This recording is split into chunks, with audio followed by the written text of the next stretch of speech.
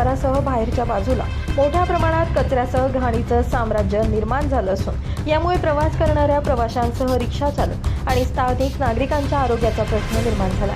या घाणीची मनपानं तात्काळ साफसफाई करावी अशी मागणी आता नागरिकांकडून आणि प्रवाशांकडून केली जाते।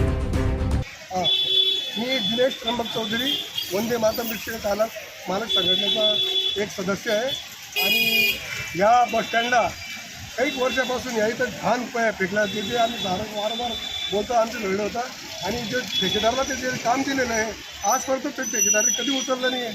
तरी चांगल्या ठेकेदाराला देऊन ते घाण सफा करायला पाहिजे। इथं रोगराई पसरते आणि काही लोक इथं लहान लहान मुलांना संडासाला बसवतात, लगेच करतात, काही घाण फेकतात आणि कोणाची वाईटपणा घ्यायचा। तर कृपया करून ऐकताना ही विनंती आहे की लवकरात लवकर ती घाण फेकावे आणि तिथं क्लीन रोड करावा, बस एवढी आमची मागणी। शहरातील मध्यवर्ती बस स्थानकात दररोज महाराष्ट्रातील विविध शहरात जाण्यासाठी प्रवाशांची लगबग सुरू असते।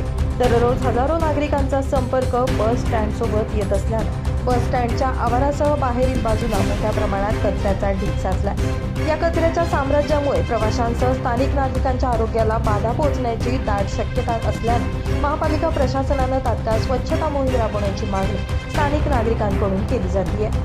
Bureau report, Lumbini news, Dhule.